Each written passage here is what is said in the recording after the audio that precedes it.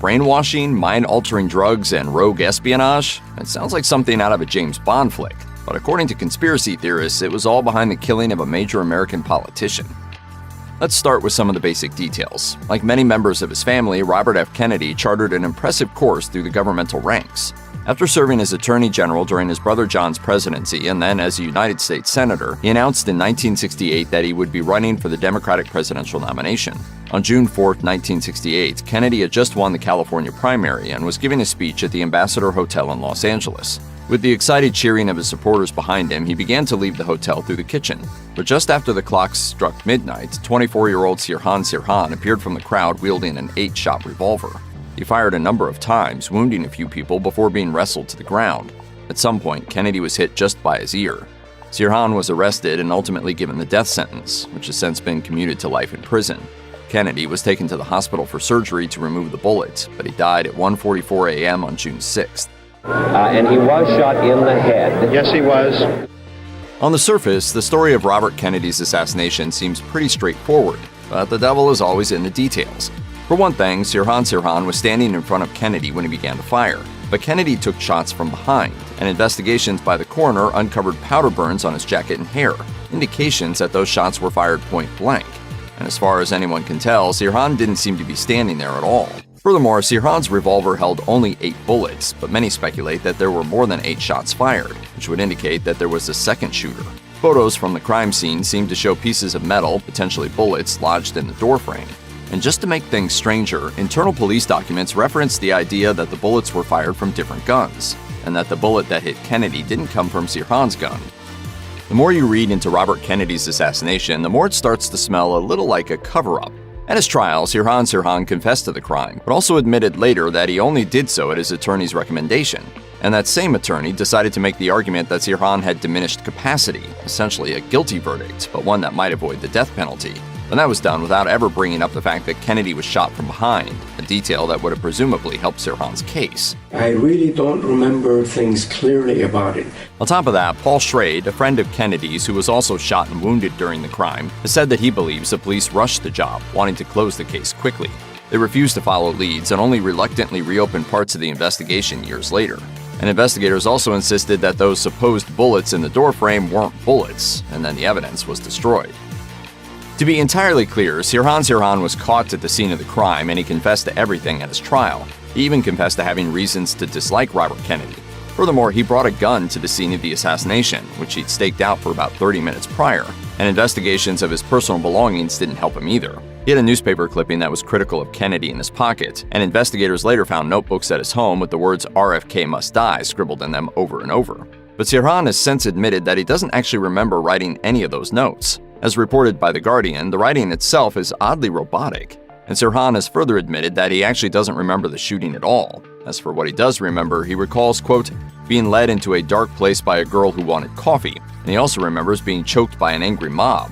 This has led to the theory that he was in a brainwashed trance, forced into carrying out the deed by someone much more powerful. I was worried about saving my own butt from execution.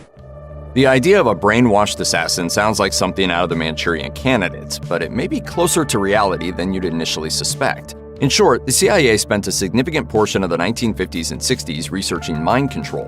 American POWs reportedly returned from stints in Korea having been brainwashed into believing communist ideas. The CIA suddenly felt they were at a distinct disadvantage when it came to these complex mind games, and naturally then spent a lot of time trying to figure out how to weaponize hypnosis and drugs. A project known as MKUltra is one of the big names when it comes to this particular area of research. It revolved around the use of drugs, especially LSD, as a means of brainwashing subjects. Consent for many of these experiments was dubious at best, and the whole venture was both very secret and very illegal. When you look at publicly available records, the whole endeavor doesn't seem all that successful, but that may not be the whole story. CIA agents have claimed that they couldn't remember the details while on trial, and all physical records were destroyed. Combined with the fact that long-term advanced hypnosis techniques have largely untested results, maybe brainwashing isn't totally out of the question. To be fair, picking apart strange inconsistencies isn't enough to actually implicate the entire CIA in the assassination of Robert Kennedy. True, the agency was involved in some pretty shady work, but speculation is hardly concrete evidence. But that doesn't change the fact that there were members of the CIA who just didn't like Kennedy. As reported by The Guardian, David Sanchez Morales was a senior CIA agent often known for his work with covert operations, who was pretty open about his dislike for the Kennedy family. For one thing, he blamed them at large for the failure of the Bay of Pigs operation in 1961. Almost a decade and a half later, he reportedly told friends that Robert Kennedy deserved to be assassinated. According to the book A Lie Too Big to Fail, Robert A. Mayhew, an ex-FBI agent who handled some of the CIA's more unsavory missions, was also spotted effectively celebrating Kennedy's death as it cleared the way for Richard Nixon to win the upcoming election. On top of all that, Kennedy also directly opposed the CIA's power, and he could have eventually pressed the organization for more answers about the death of his brother, whose own assassination has also been the target of prominent conspiracy theories. This was a military-style ambush from start to finish. This was a coup d'etat. It's one thing to take inconsistencies and weave them into a fantastical tale of conspiracy, but it's another to start factoring in actual sightings of certain people around the scene of the crime. One theory put forward by writer and filmmaker Shane O'Sullivan points out that 3 high-level CIA operatives were all near the Ambassador Hotel around the time of Kennedy's assassination for unclear reasons. David Sanchez Morales, who was supposedly stationed in Laos at the time, was caught on camera in the Ambassador Hotel just after the end of Kennedy's speech, only to reappear again 30 minutes later. Morales' associate Gordon Campbell was also spotted in that same room around the exact same time, and both men had actually been seen hanging around the local area in the year leading up to the assassination. Then there was also Campbell's meeting with George Jonidas, one of the CIA's chiefs of psychological warfare operations, just prior to the shooting. It could be just a coincidence, but the presence of multiple CIA operatives does raise some eyebrows. It's hard not to imagine that they were planning something. When you consider all of the weird facts around the assassination of Robert Kennedy, you might start thinking that you'd need a really specific person to actually head this entire operation. And that's where Robert Mayhew comes into the picture. As recounted by A Lie Too Big to Fail, Mayhew formerly worked for the FBI, but then the CIA began tapping him for certain covert operations. Eventually, some people began to actually see him as an assassin, or even as a fixer for Howard Hughes, who was also known for financing covert CIA operations. He's even said to be the inspiration for the Mission Impossible TV show. Over the years, a number of people, including Mayhew's associates and even FBI Director J. Edgar Hoover, have outright claimed that he was the one behind Robert Kennedy's death, and it's easy to see why. Between his access to the LAPD, Sirhan's defense team, trained CIA agents, and the results of those top-secret brainwashing experiments, Mayhew really does seem like the perfect guy for the job. When it comes to the potential plan put together by Robert Mayhew, there's another name that's worth considering: Thane Caesar.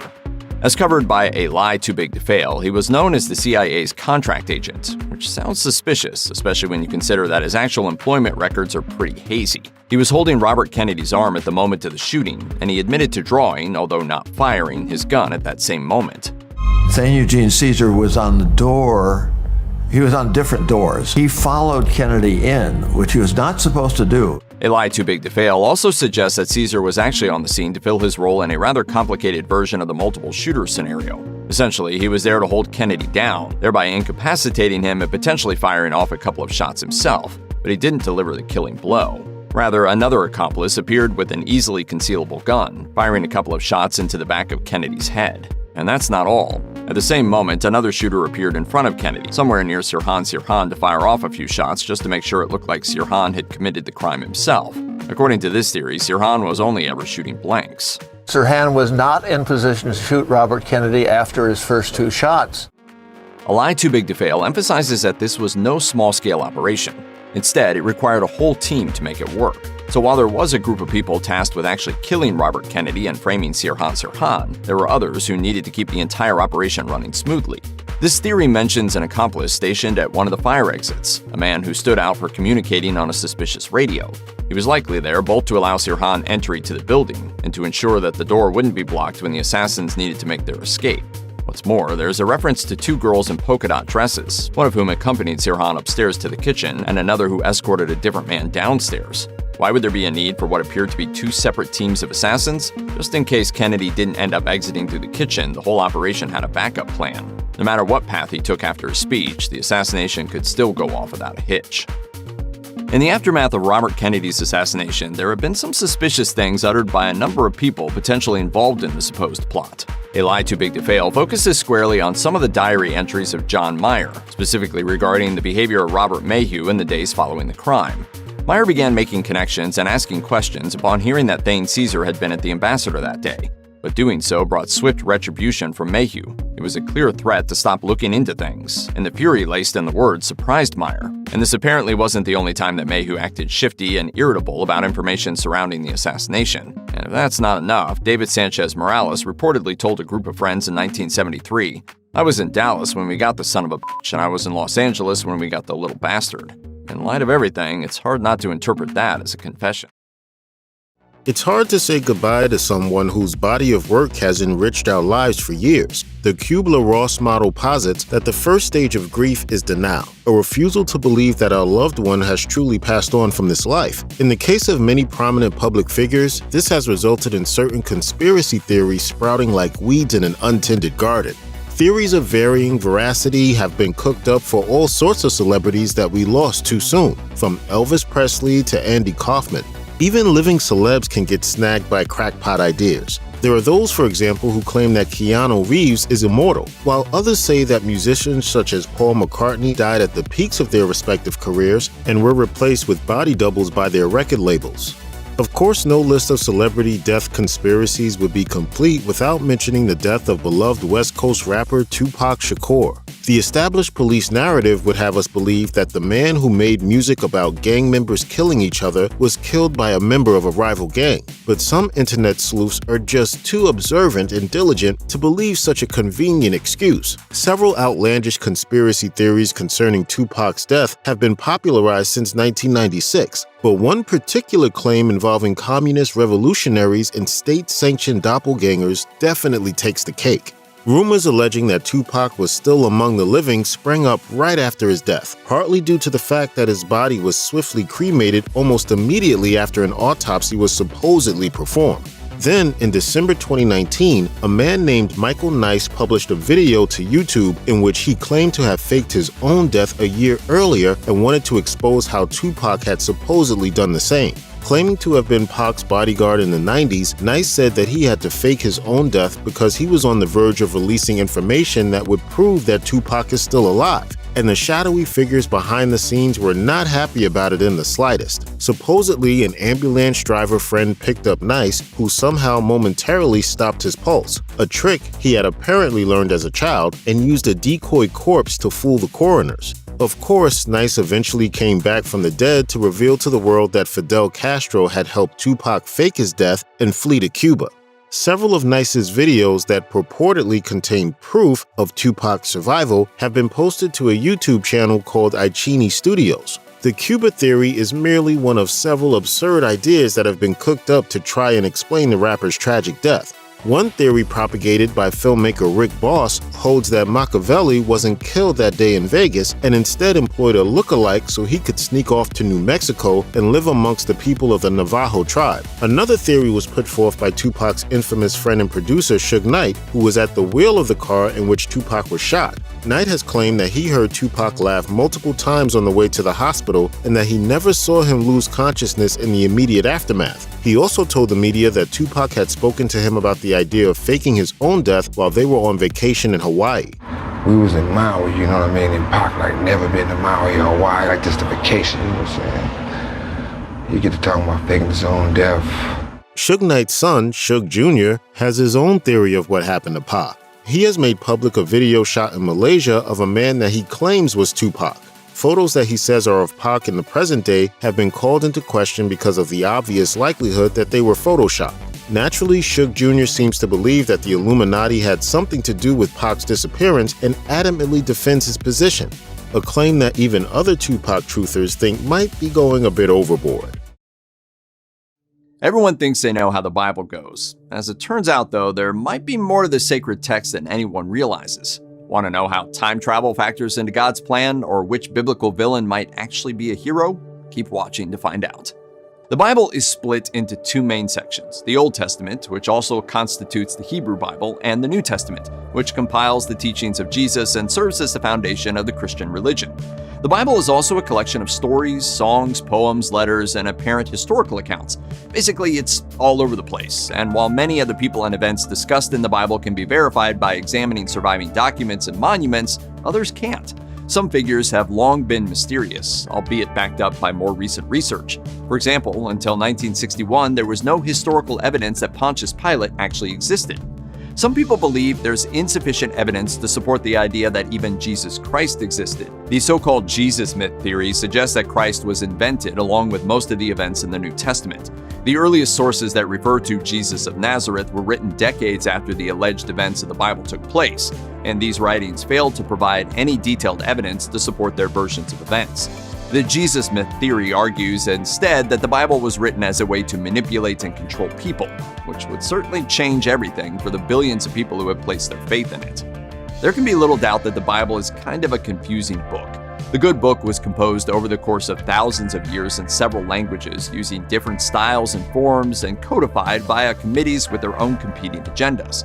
The Bible may have had one editor, though, God. The theory that everything in the Bible was specifically dictated by God using his mysterious ways is an old one, and some scholars believe that God literally dictated the Torah to Moses letter by letter. This has given rise to various theories that the text of the Bible isn't just a symbolic compendium of God's laws and teachings, but also an incredibly complex code. Whoa.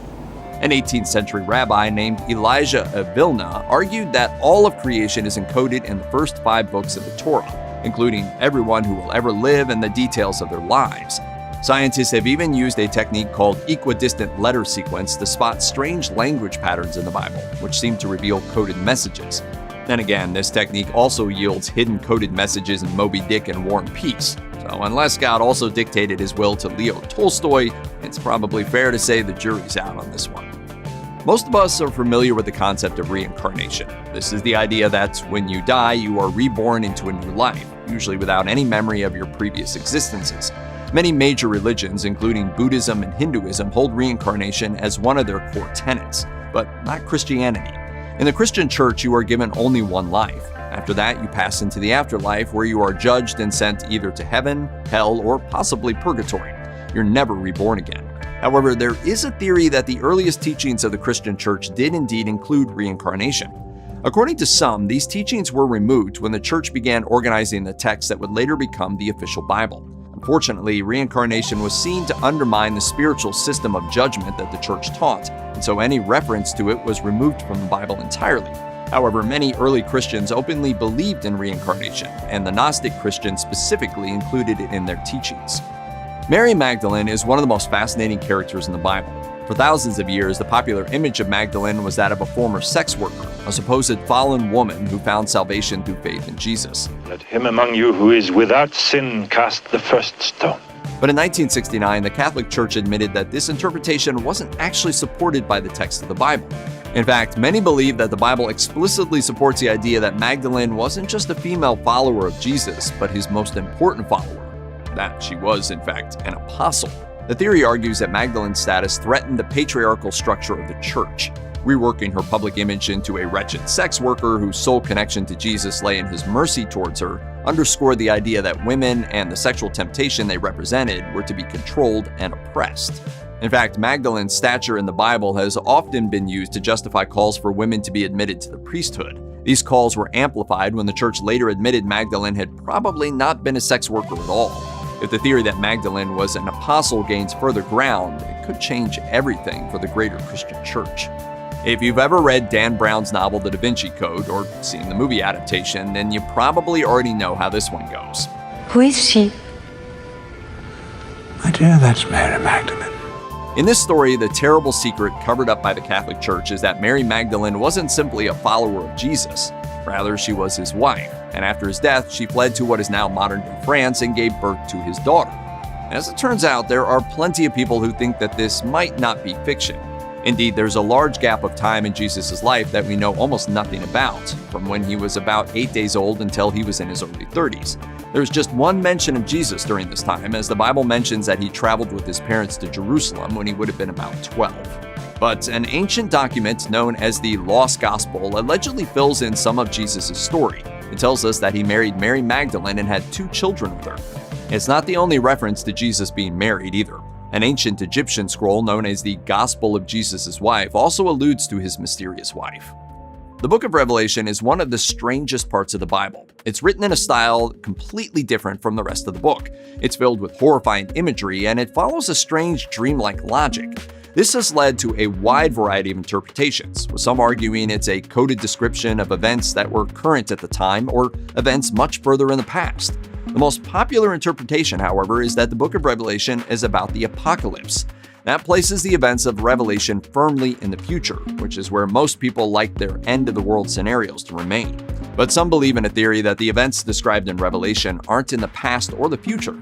Instead, they're unfolding all around us, and they have been for centuries. The historicist view of Revelation states that the events described in this book won't happen all at once, but over the course of a very long time, as part of a process that began long, long ago. And if they're right, well, who knows what might happen next. There's one golden rule about any historical mystery. Eventually, someone, somewhere will speculate that it's all about aliens. From the pyramids of Giza to the lost city of Atlantis, there's always someone who writes a lengthy treatise insisting that E.T. was behind it all. E.T. home phone. And the Bible is no exception. The prevalent theory goes that the Bible is actually about a race of super advanced aliens, and Jesus was actually an alien-human hybrid.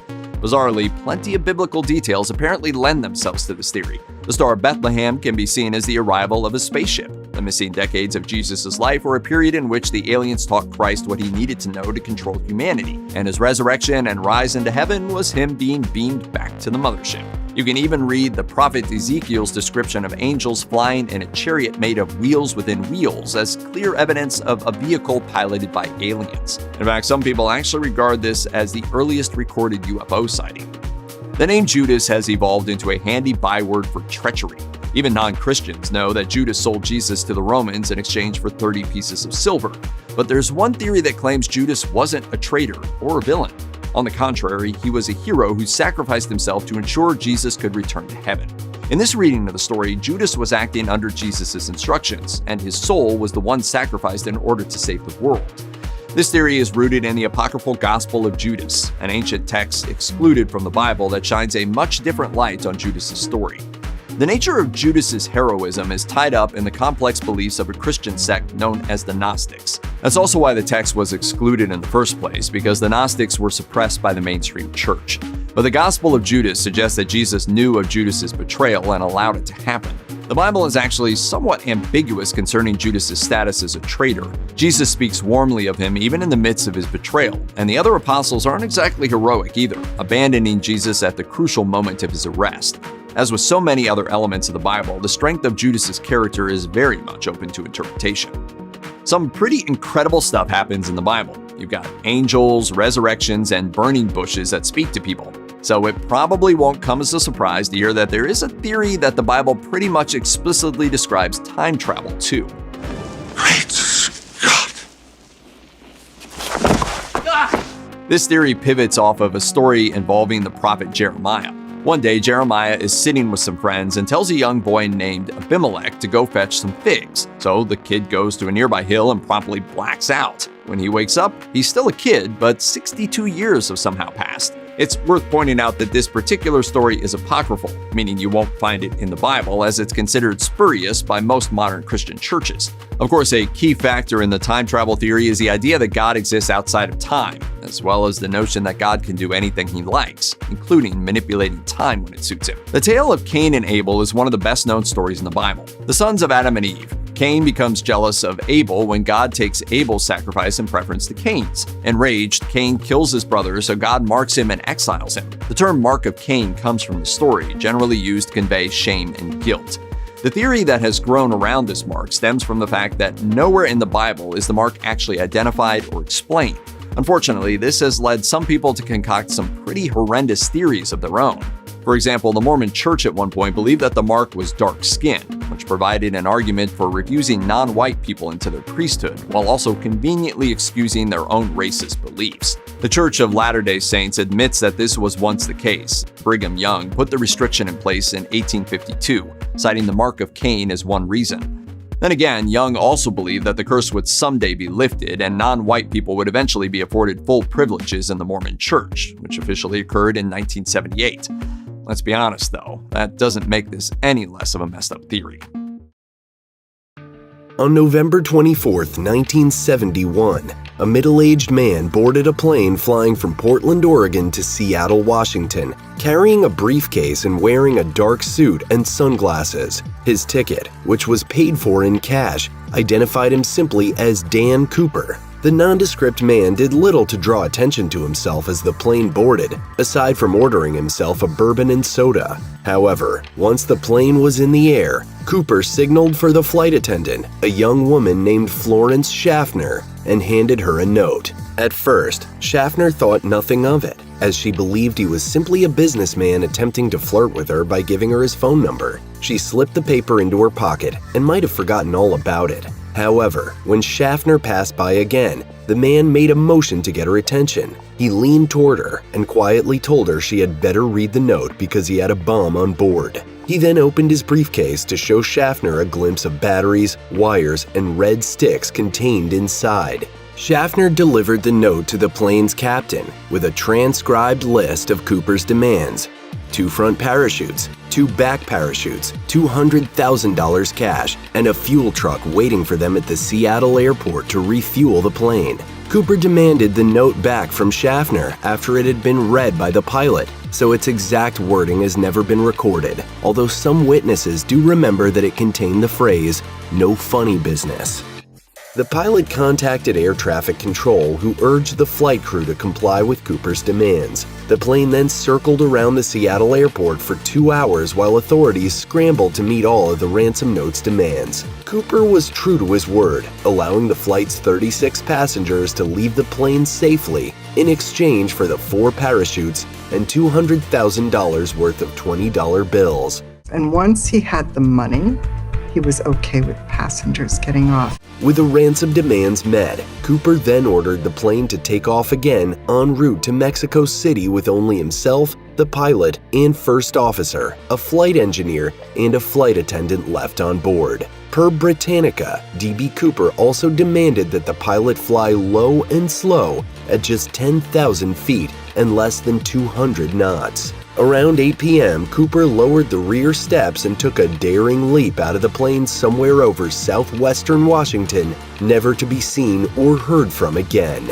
The only trace of the mysterious Cooper appeared years later in 1980, when a young boy exploring the banks of the Columbia River in Washington state came across packets of cash totaling $5,800, which authorities confirmed matched the serial numbers of the bills that had been given to Cooper. Some people believe it is impossible that the man calling himself D.B. Cooper survived the fall at all. But despite an extensive search of the area between Seattle and Reno, a body has never been found. Others believe this may simply have been an incredible case of a man who defied the odds and escaped with the money, living out his life somewhere in the world undetected. The FBI spent 45 years trying to track down the true identity of D.B. Cooper, perhaps the world's most infamous skyjacker, before finally officially calling off the investigation in 2016. However, one documentary filmmaker believes they may know the man behind the alias. In 2016, documentarian Thomas Colbert released a documentary film called D.B. Cooper,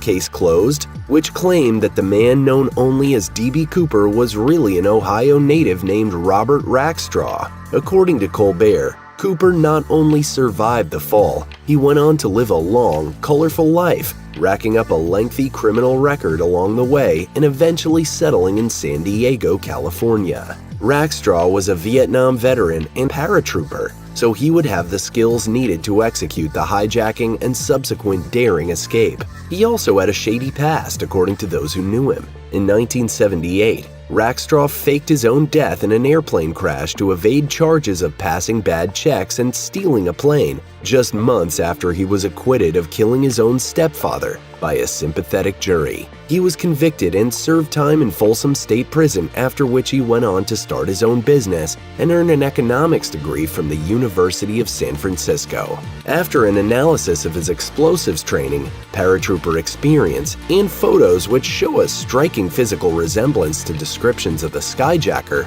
Colbert and his team of investigators determined that Rackstraw was the man behind the crime.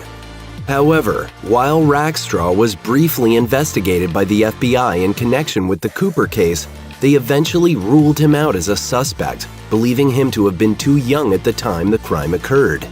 Throughout his life, Rackstraw never confessed nor definitively denied the rumors that he may have been the real D.B. Cooper. Rackstraw passed away in 2019 at the age of 75, and while some people, like Colbert, remain convinced that they have finally cracked the case, the real truth behind the mystery of D.B. Cooper may have died with Rackstraw. Look back through history, and you'll find that the idea of fake news definitely isn't new. In fact, there are a ton of theories, stories, and scientific facts that we now know were just hot garbage. Making matters worse, some of those facts weren't simply accepted as truth, but were used as the very building blocks of the world we know today, for better or worse. Usually worse. To infinity and beyond. A few short centuries ago, the United States was populated by vast herds of buffalo, flocks of thousands of birds, and dense forests. It was a paradise on Earth, until foreign settlers came along and ruined the heck out of it. What New World settlers found was so incredible that they developed what the British Association for American Studies calls the myth of superabundance, a belief that this unsettled world was limitless. There were so many resources available that there was no reason to think that we'd ever use them all up. So we decimated beaver, elk, lynx, and bear populations and completely wiped out the passenger pigeon. Obviously, the myth of superabundance couldn't be less true. As the promise of wealth and limitless natural resources drove people west, loggers destroyed entire forests and millions of bison were hunted down to about 1,000. Preservationists fought uphill against those practices and continue to fight today, and fortunately, they persevered. A little. It's why we have national parks and protected areas. But that wasn't the end of our decimation. Just plain stupid. By the turn of the 20th century, settlers moving west had created a whole lot of dry, dusty land where nature once thrived. And there's a weird, very stupid reason that happened. Wired explains that between 1865 and 1875, people started believing that more farming would give them more rain. The rain follows the plow became the mantra of the Great Plains. And it was spread by everyone from journalists and scientists to politicians and railway barons who stood to make a fortune off people heading west. Even the Smithsonian Institution produced publications in 1870 on how planting trees and building railroads could make the rains come, which just isn't how things work. That's not how it works. That's not how any of this works. Farmers kept farming through drought conditions, which stripped away ground cover and turned the Midwest into the exact opposite of a rainy, farm-friendly paradise, forming the useless Dust Bowl. Smell you later.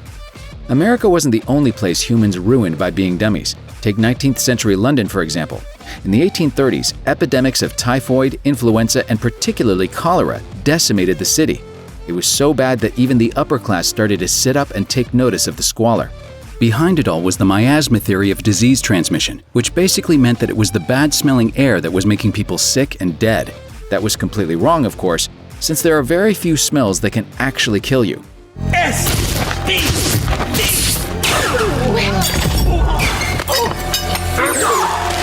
Amazingly, the miasma theory actually led to London making improvements in sanitation and ventilation, but there was still a problem. After the cleanup and a marginal improvement in overall health due to generally cleaner conditions, people wouldn't accept that bad smells didn't make you sick. In the 1850s, an anesthetist named John Snow, not that one, theorized that cholera was actually a waterborne contagion, but the miasma theory was so widely accepted that no one believed him. It wasn't until an 1892 cholera outbreak in Hamburg, Germany, that people started thinking that maybe Snow had been onto something after all. Full of phlegm. Ancient Greek physicians wrote that the human body was governed by the interaction between 4 disgusting-sounding elements, or humors: yellow bile, black bile, phlegm, and blood. If your body had too much of any of these juices, it could become choleric, melancholic, phlegmatic, or sanguine. When those humors were in balance, all was well. But if you had too much blood or were too calm, you were officially sick. Even by the 19th century, this was still the go-to theory. Many medical treatments were still being employed to restore the humor's balance, including the dangerous practice of bloodletting. It was definitely a case of the treatment being worse than the illness, and countless people died from what was being done, theoretically, to make them better. According to PBS NewsHour, one of those people was George Washington. While we don't know precisely what killed him, the fact that doctors removed about 40% of his blood in an attempt to alleviate his sore throat probably didn't help matters. The North Pole Shortcut. In this age of Google Earth, it's hard to imagine not knowing what's lurking at every corner of the globe, but it wasn't really that long ago that we didn't have a clue about what was at the North or South Poles. In the 16th century, explorers believed that the North Pole's endless days would be enough to melt any ice that might have been there, so the region would be a warm, open sea. And according to theory, massive ice flows could only happen in fresh water anyway, so there wouldn't be any in the Arctic. Sailing straight across the pole would be a shortcut, so intrepid explorers spent the next few hundred years trying to do just that. It wasn't until 1879 that the ill-fated expedition of George Washington de Long proved that the polar sea was pretty much just ice after all, when his ship was crushed by ice. In an ironic twist, however, we might just be making the legend come true after all. Wyoming's beautiful Yellowstone National Park is 3,500 square miles of pristine nature. It features huge geysers and clear springs formed over the millennia as a result of the area's subterranean volcanoes.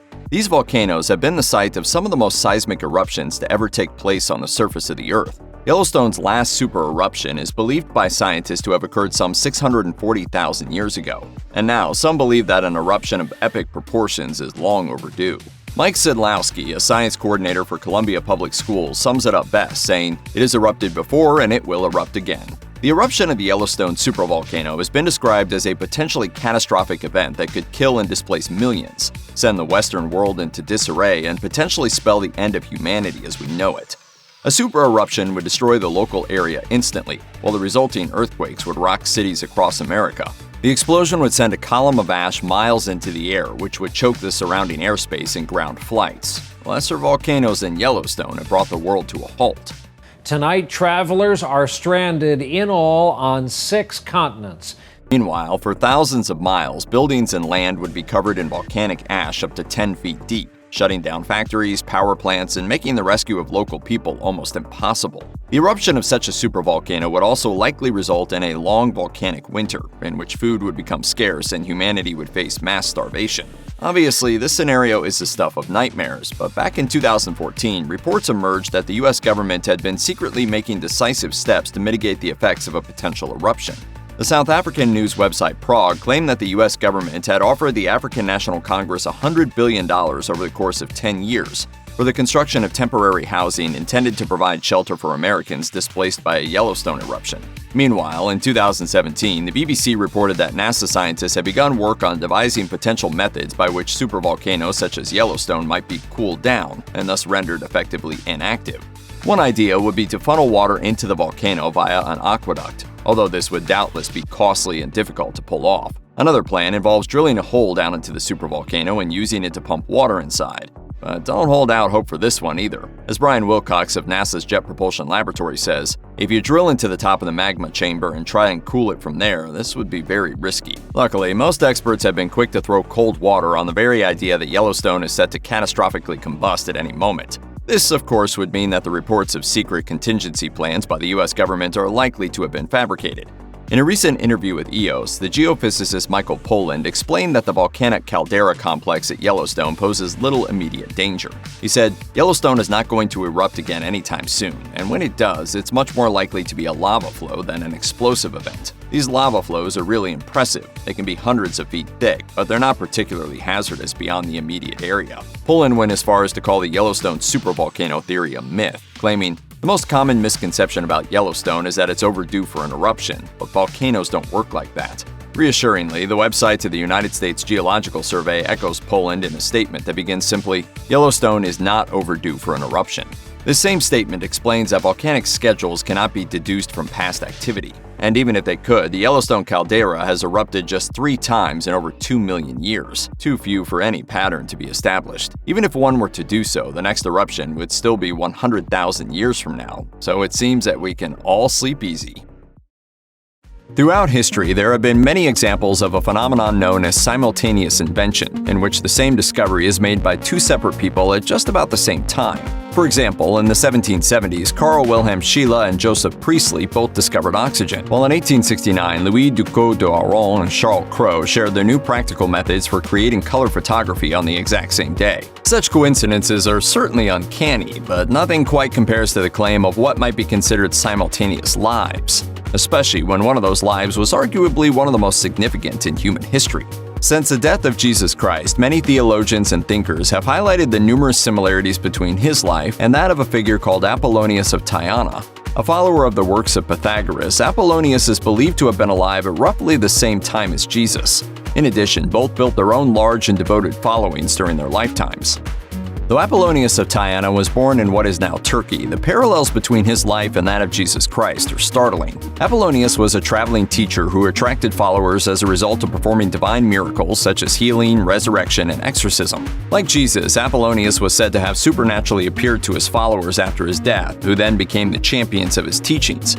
The similarities in the lives of Jesus Christ and Apollonius of Tyana have even led to an unorthodox theory that the story of Jesus is based on the life of Apollonius. This, of course, would mean the entire Christian church was founded on the teachings of a pagan miracle worker. This theory gained traction in the early 1890s when Jonathan Manning Roberts published the tract Antiquity Unveiled, claiming Christianity was derived purely from Apollonius. Another theory posits that when the newly forming Christians had to decide which seemingly above-average guru was the Son of God, they simply chose Jesus over Apollonius.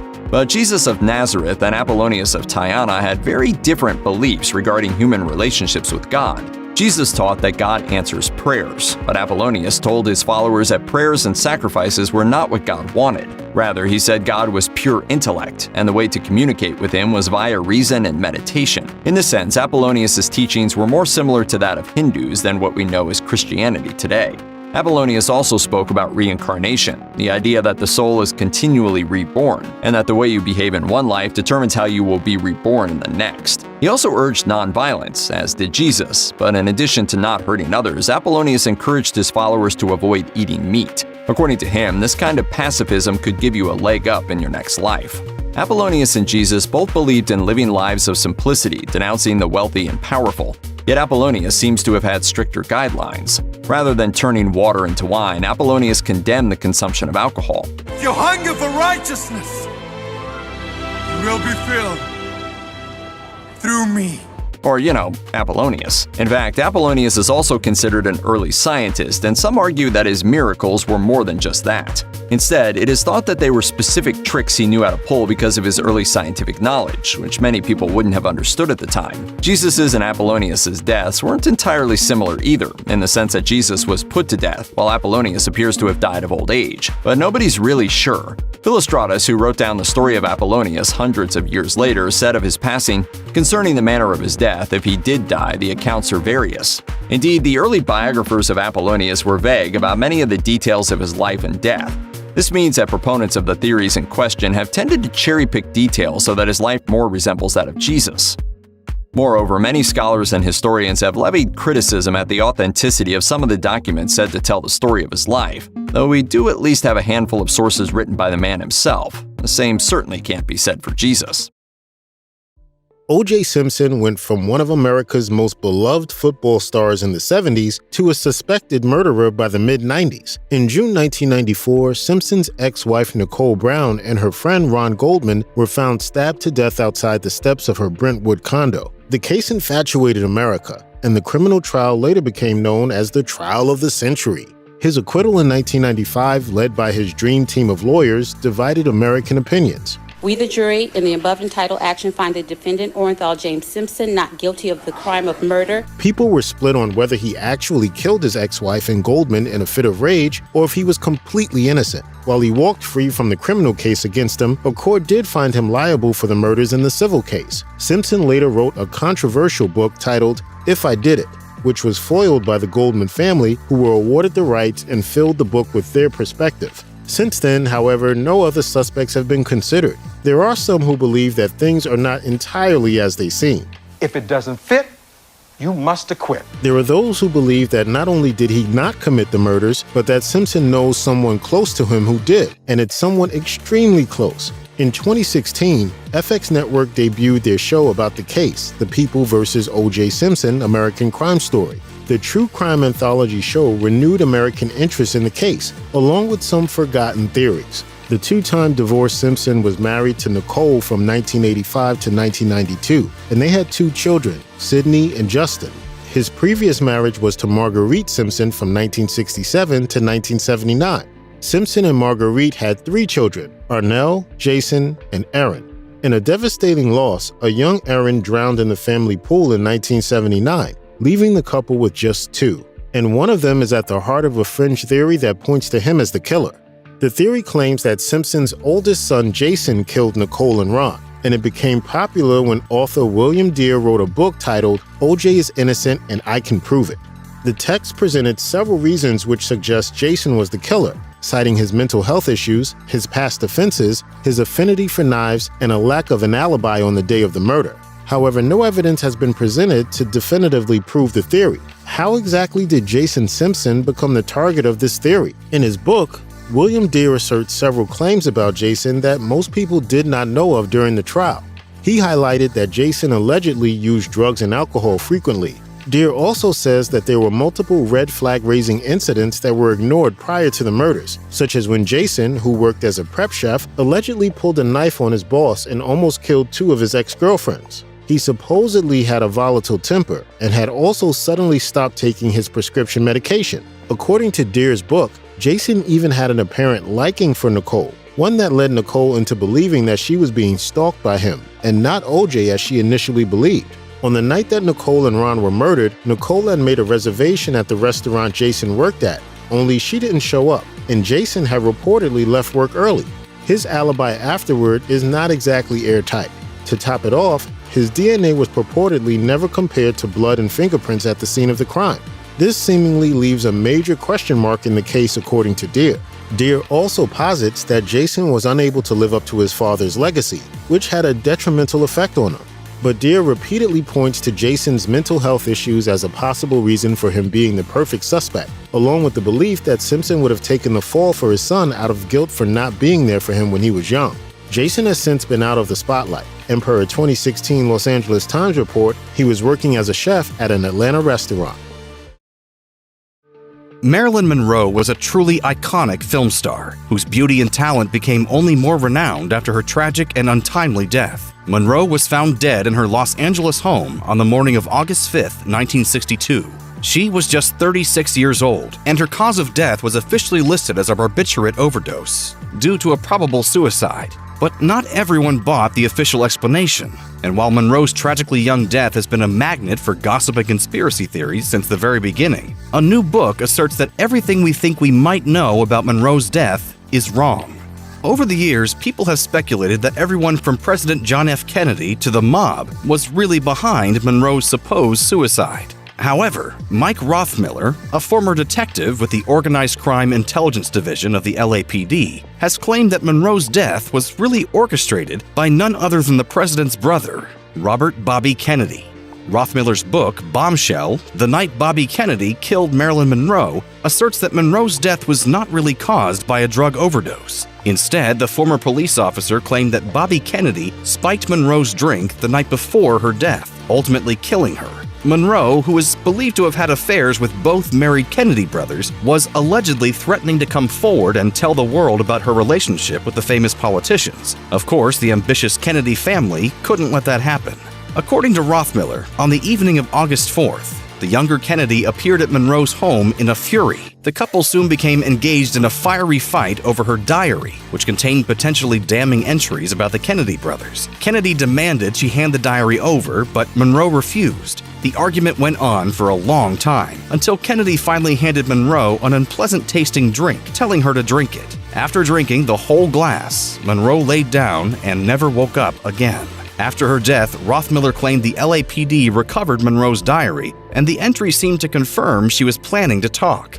Researching through the LAPD's papers, Rothmiller discovered the potentially incriminating entries Monroe wrote in the days leading up to her death. According to Rothmiller, one entry from the week before her death read, "Frank Sinatra, Peter, and others were there. Frank said I can't keep my mouth shut. He told me to get out. I don't know why he's treating me this way. What happened to me? I was drunk. I don't remember. Did I have sex?" In the next entry, which had an angrier tone, Monroe reportedly wrote, "They are not calling back. Bob and John used me. I told Peter they're ignoring me. I'm not going to stand for that. I'm going to tell everyone about us." Her final entry, written the day before her death, apparently read, "Peter said Robert will come tomorrow. I don't know if he will." Until his death, Bobby Kennedy denied even being in Los Angeles the night Monroe died. However, according to Rothmiller's book, Peter Lawford, John F. Kennedy's brother-in-law, confessed to the former detective just before his own death in 1984. Lawford apparently said that he had been in Monroe's home that night and witnessed the whole thing. although he claimed that he believed Kennedy had merely slipped a sedative, not poison, into her drink. A few years later, in 1988, Lawford's fourth wife, Patricia Seaton, revealed that Lawford was called by Monroe on the night she died. She also said that Lawford claimed he recognized her call as a suicide gesture, but ignored it nonetheless. Yeah, he felt guilt about it. He felt a lot of guilt about it. Those incidents seemed to haunt him a lot. Rothmiller also claims that this knowledge came at a price. Mere weeks after hearing Lawford's full story, Rothmiller was apparently attacked by an anonymous motorcycle-riding gunman who shot him in the back and side with a semi-automatic pistol. Rothmiller suffered life-threatening spinal damage, and fearing for his life, he never came forward publicly to talk about what he had learned, until his book was released in the summer of 2021. According to a 1992 report in the Los Angeles Times, LAPD investigators believe that Rothmiller faked the attack to collect a disability pension. But as bold as his claims may be, Rothmiller stands by both Lawford's word and his allegations against Bobby Kennedy. Discussing Lawford's confession, Rothmiller wrote, "It was clear he had been carrying the burden of guilt for many years, and in all likelihood, this guilt had destroyed his career, and sadly, him as a human being. If I presented my evidence in any court of law, I'd get a conviction." Could it be possible that Abraham Lincoln knew he was going to be killed? Or in an even more outlandish scenario, that he faked his death? Keep watching for the basis of these theories. Abraham Lincoln, the 16th President of the United States, was assassinated on the night of April 14, 1865. That is an undeniable and unimpeachable fact about which there is no ambiguity in the annals of American history. Further, it's known for certain that he was shot and killed at Ford's Theater while he watched a play, Our American Cousin. He was killed by a disgruntled actor and Confederate sympathizer named John Wilkes Booth. The actor jumped from the president's box seat, injuring his ankle in the process, while the audience laughed, thinking it was part of the show. Meanwhile, the fatally injured president was taken to a boarding house across the street where he later died. Except, what if that's not what actually happened? Like so many other important turning points in American history, speculation and alternative theories abound. It's been suggested that perhaps Booth wasn't tracked down and killed, and that there were sightings of him in the years that followed. Some claim that Booth actually went on to live for another 38 years after the assassination, and that the body recovered from a barn in Virginia, which most mainstream historians agreed belonged to Booth, wasn't his at all. What if Lincoln and some co-conspirators managed to pull a fast one on history, and the president actually faked his own death? He certainly had reason to, and there may be the slightest bit of evidence that, reviewed in the right frame of mind, could back up the notion that his death was a deliberate, elaborate hoax. Sounds highly unlikely? Sure, but let's talk about this theory. John Wilkes Booth was almost certainly not the only person who wanted Abraham Lincoln dead following the end of the Civil War, and of course the president and his team knew that.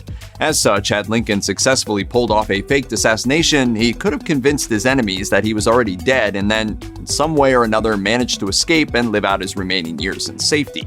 What evidence is there that this actually happened? Little to none. And what there is more circumstantial than anything. Nevertheless, some doctors believe that Lincoln's wounds were survivable. Further accounts of what happened that night, taken from different doctors, are contradictory. Blaine Holmes, an emergency medicine doctor who has studied the Lincoln assassination, explains, "Unfortunately, depending on which account you read, you'll find that there could have been a different path of the bullet. If you read one or two of the reports, in theory, Lincoln could have survived, particularly today with our medical care. But if you read all the others, there's no way he could have survived due to the severity of the injury. In a couple of the accounts, they claim that the bullet went straight forward. If you read other accounts, it went diagonally and ended up somewhere above or behind the right eye. The sad fact is, given the majority of descriptions of Lincoln's wounds, the president could not have survived, even if he'd received 21st century medical attention. But there are outliers.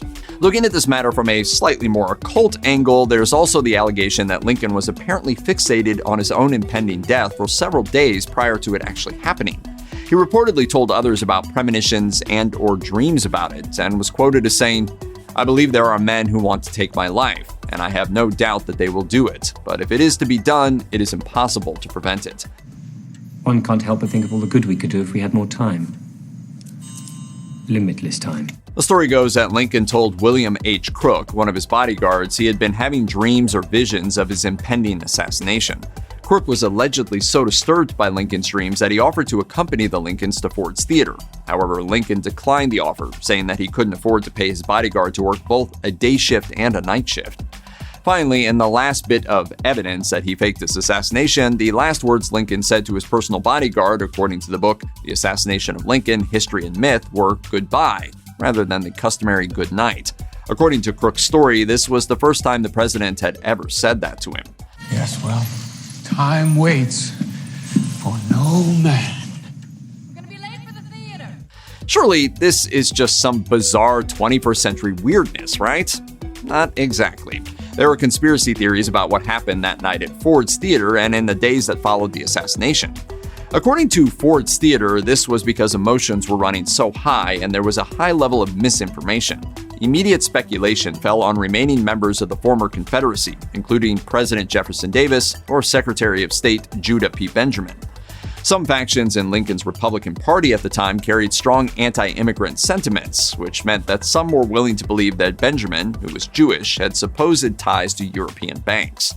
The same reasoning can be applied to why others initially thought that high-ranking Catholics, or even the Pope himself, had been involved in a plot to assassinate the president.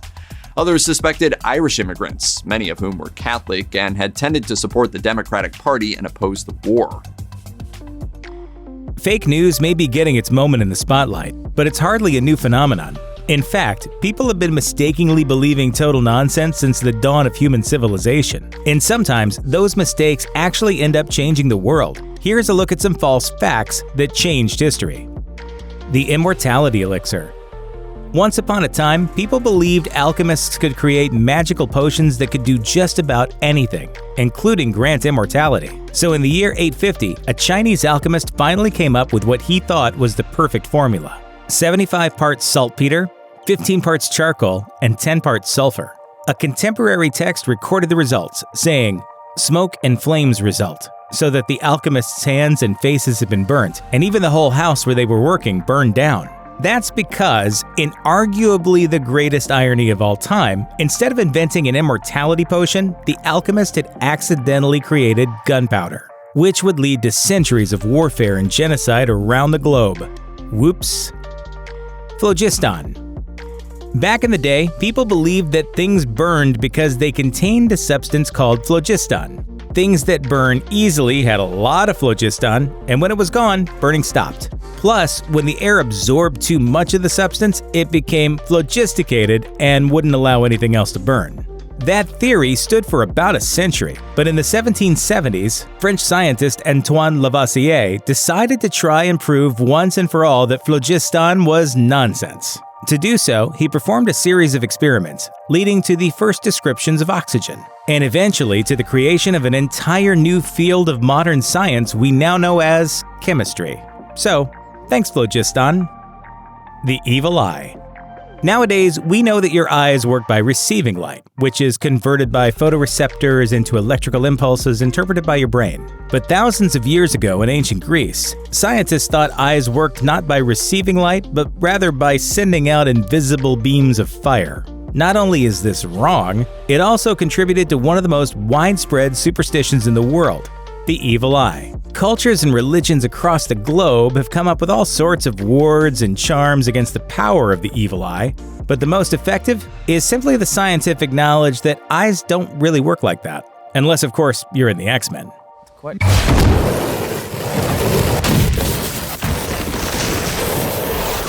Lysenkoism.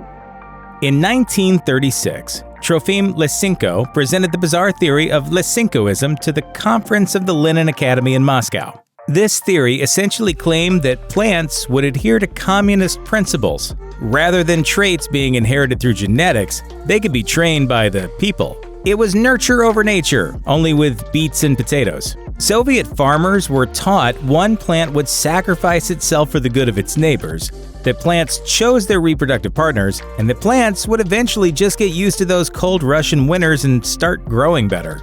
As propaganda, it was great. As agriculture, it was a colossal disaster. According to the Smithsonian, it kicked off decades of food shortages, famines, and crop failures. It also destroyed the science of agriculture itself within the Soviet Union, as those who argued against Lysenkoism were sent to prison, executed, or simply just disappeared. Lysenko essentially told Soviet leaders what they wanted to hear and stopped science for decades, at the cost of untold lives. El Dorado. The stories of a city of gold hidden somewhere deep in the South American jungle started sometime after 1521, when Spanish explorer Cortez danced across the water and looted the Aztec Empire. Everybody wanted in on the action, and the legend of El Dorado was born. Of course, no such city actually exists, but thousands of European looters swarmed over the Western world trying to find it, destroying entire civilizations and enslaving a continent in an effort to get to El Dorado's fat booty. Ironically, historians now believe the Spanish actually found the basis for the El Dorado myths when they conquered the Muisca people in 1537. But the conquistadors didn't realize it and kept on pillaging and looting for centuries in search of a non-existent dreamland. The only good thing that came of it? Thanks to their pointless search for a non-existent city, European explorers ended up mapping almost all of South America, just like Google, only with way more massacres. Origin stories are the bread and butter of superhero fables. Even with constant reboots, the origin story tends to remain consistent. But some origin stories were almost very different. Here are some that were changed at the last second. Wolverine might be the most popular X-Man ever, but boy has his life sucked. Amnesia is bad enough, but he's also got dozens of dead girlfriends, he killed his biological dad, and he was turned into a nightmarish science experiment that bonded metal to his bones. But the original plan was to eventually reveal that the Clawed One wasn't a real mutant, but instead an actual Wolverine that had been transformed into a human through some mad science. That might sound like a bad joke, but early X-Men comics even hinted at this twist, such as one issue in which Sentinel manufacturing bad guys scan Logan's body and pick up weird readings. And another time, when the X-Men meet up with magical leprechauns, Logan gruffly says that he doesn't believe in such fairy tales, to which the leprechaun responds that he doesn't believe in talking Wolverines either. Thankfully, Stan Lee put the kibosh on this wacky concept. For a long time, X-Men was Marvel's biggest franchise, and a lot of the credit for that goes to longtime writer Chris Claremont, but not all of Claremont's ideas made it to print though. For example, consider Nightcrawler, that lovable blue-skinned Catholic mutant. In the comics, Mystique is his mom, but according to comic book resources, Claremont's original idea was for Mystique to be Nightcrawler's father. Mystique is a shapeshifter after all, so it's entirely possible that she could morph the necessary equipment to impregnate someone. In this case, the mother would have been Destiny, one of Mystique's fellow Brotherhood members. This plot twist never moved from subtext to actual text because of the now-defunct Comics Code, which barred the depiction of LGBTQ+ relationships. By the time the Comics Code became dust in the wind, later writers had already come up with a different depiction of Nightcrawler's parentage. You might already know the classic Robin origin story. Dick Grayson is a high-flying young circus acrobat whose parents, the Flying Graysons, are murdered by gangsters. He's adopted by a strange billionaire named Bruce Wayne, and his colorful Robin costume serves as a clear homage to the circus family he lost. Who's your tailor? I took the liberty, sir. But Robin's backstory could have been very different. A canceled 1943 Batman radio show would have changed the Flying Graysons into a pair of FBI agents who were murdered by Nazis.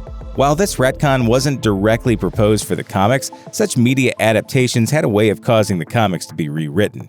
For example, such classic Superman staples as Kryptonite and the Daily Planet were first created by the Superman radio show and then adapted into the comics, while Batman's iconic Batcave was introduced in a 1943 serial. So if the Batman radio series had been produced, there's a good chance the Nazis killed Robin's FBI parents' origin would have become part of the comics. In many ways, Eddie Brock makes the perfect anti-Spider-Man. While Peter Parker is the kid who grew up too fast and is always plagued by responsibilities, Brock is the kid who never grew up and never takes responsibility. The two are so perfectly opposite that you'd imagine their storyline had been planned all along, but surprisingly enough, Brock wasn't the guy who was originally intended to become Venom.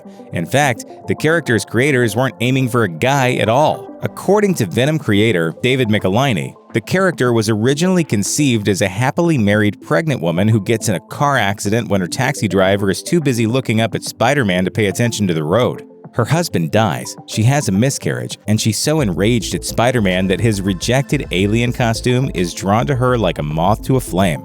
But this pitch was rejected because Michelinie's editor didn't believe a female villain could really face off against Spider-Man. This sexist dismissal hasn't aged well, but at the time, it meant Michelinie had to quickly invent Eddie Brock, who's since become the symbiote's most iconic host. And the pregnancy angle hung around, as Venom and Eddie found out that they were expecting in the 2018 issue. I have a parasite.